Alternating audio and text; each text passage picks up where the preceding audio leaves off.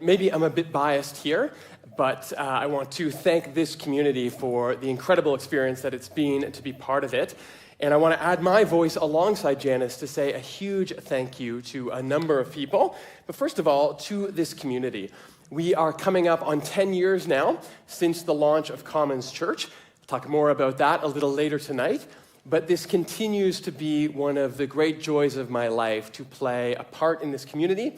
And each of you have been so kind to me and my family and to our team along the way. And again, as I said, maybe I'm biased, but I really do believe Commons is a unique church, at least in all of the churches that I've served. And so it's an incredible thing to be part of this story. I also want to say thank you to our staff team. I think one of the really remarkable things about Commons is the way that we have been able to foster and hold on to a staff team. That longevity and that consistency of so many staff people that have served for so long here at Commons, combined with, honestly, a pretty remarkable gathering of talent and passion here on staff, is huge. And we want to continue to make Commons the kind of place where there is loads of opportunity for all of our staff to try new things, to grow as individuals, and then to offer their gifts to the world in unique and surprising ways. So that's a big priority for us. I want to say thank you to our outgoing board member, Mita Adesanya. Mita brought so much wisdom to our conversations on the board, but I think perhaps what I appreciated most about Mita was her ability to articulate the unique vision and presence of Commons. I think she just really understood this community well and brought that into all of our decision-making as a board, and we're going to miss her. And of course, finally, a huge thanks to all of our continuing board members. I know we have a couple members who are away this evening, but I want to say thanks to Janice, who you've met on video, to Michael, who will present later tonight, to Eric, who is chairing tonight, to Jeremy, who is recording at the back, to Lael, who will be introducing our staff reports later, to Shahani, who couldn't be here tonight, and of course to Bobby, who along with myself is a non-voting member of the board as well. Each of these people are an incredible gift to our community, and I think that we should give all of them and all of you a round of applause to say thanks for everything. So thank you. Now, looking back at 2023, this was, I think, probably our first real full speed ahead year since the pandemic era. Sundays were completely uninterrupted for the year, and attendance on Sundays was up 24% from the previous year.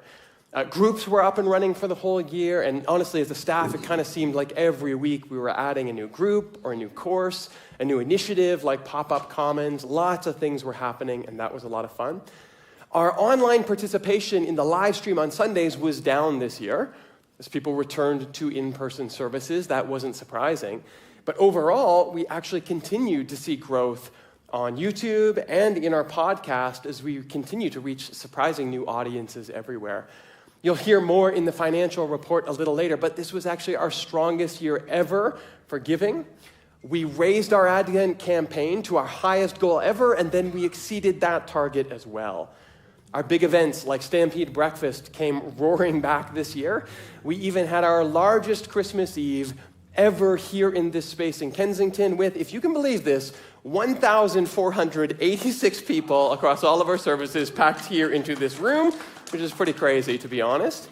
Along with all of that, we continue to build toward some of the goals that we talked about last year. So our purpose-built, custom, in-house kids curriculum has been up and running for almost 2 years now, and we continue to adjust and refine as we go. Bobby is right now working on a follow-up to our first prayer book. I am working on a follow-up to the Dirt and Stardust book that I wrote for this community. And by the way, both of those previous books are always available free to anyone in the community. If you haven't picked one up, do so. But this year, we worked on our facility. We added new air circulation to the building for healthier space for all of us, which was part of a larger effort to make our space and our ministry more inclusive. We added in-person closed captioning for those with hearing issues. We've adjusted the sizing on our keynote slides for those with sight impairments, and we are just about to introduce new Sunday sensory kits for our kids program. that will include headphones and fidget toys and sensory aids for those who might benefit from them in our kids' programs as well. Of course, we also moved to padded seating this year, which was nice, but helped us to have some more flexible setups, which we're excited to explore this year. And in the spring, you are going to see new railing installed on the balcony to make that a little safer for our kids that are up there, particularly my kids who like to hang over it, and a new custom-designed speaker system that will better able to handle the arrangement that we use in the sanctuary balcony and gym seating. We've been using the same off-the-shelf speakers for 10 years now.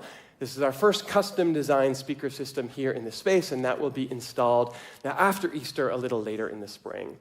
A lot happened this year. Overall, though, what I would say is it was just a really fun year where, at least for me, I think I started to feel like myself again and really started to have fun at work again, which is particularly exciting because we have some really fun stuff planned as we inch our way toward our 10th anniversary this fall. And to celebrate that, we want to let you in on something just a little bit early before we go public with it. This is a sneak peek here.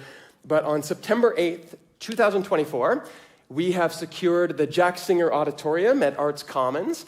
And for 1 week only, we are going to host one massive single Sunday service with everyone that's connected to the Commons community to celebrate 10 years together. We think that's going to be a real blast and a lot of fun. And we're looking forward to that. So mark your calendar now. September 8th at the Jack Singer, our 10th anniversary. We'll have more details coming in the next couple weeks.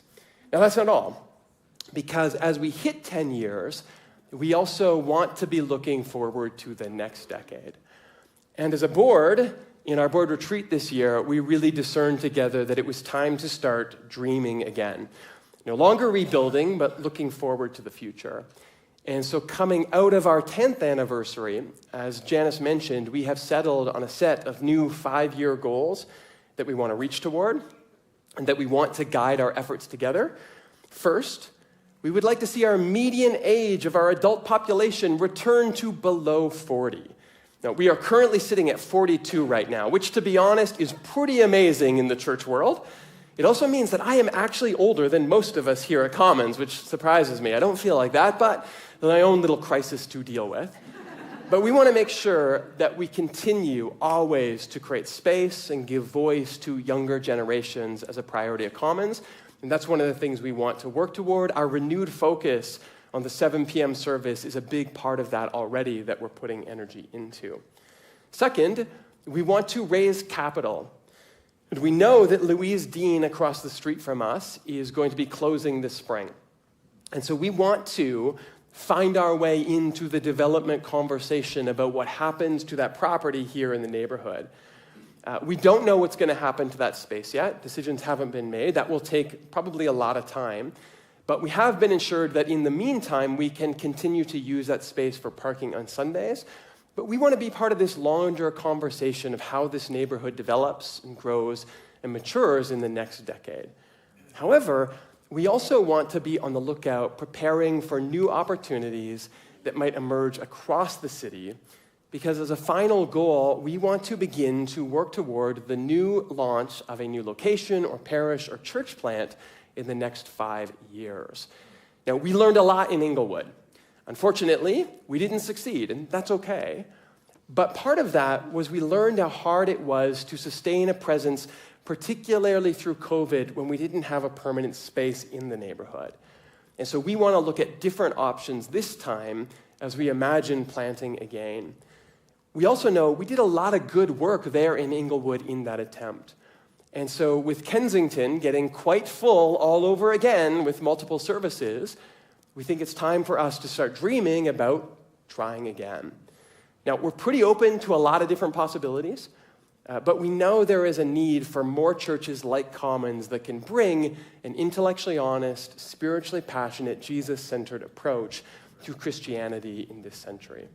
Now, what's really exciting about that is that within months of discerning these new goals, we were actually approached by another church here in the city interested in joining with us and offering their space to us as a new home for a Commons church.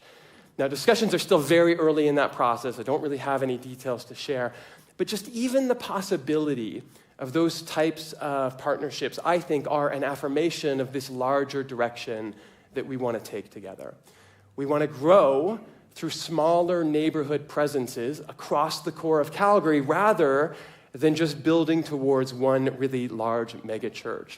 We think that local presence is a unique part of what we've fostered at Commons, and it's something we want to continue to lean in the future. So there's a lot for us to be grateful for, and I think a lot for us to be excited about. We have new book projects in the works.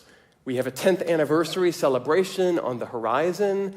We have a new sound system that's arriving this spring, and we have the resources and the energy here in this room to begin dreaming all over again about what our next 10 years holds for us. And all of that is due to the incredible support that you have shown to Commons, that you've shown to myself and to our team and to our vision that we share together. And we are profoundly grateful for the graciousness God has extended to us these past 10 years. Tonight, you're going to hear from some of the staff, from Michael with our financial report. There'll be lots of good things to celebrate as we go, including some incredible people who have served you well on the board and a new person who is willing to serve you in the future. But I cannot wait to see what God has in store for us in the next decade, and I am so grateful that I get to do that with this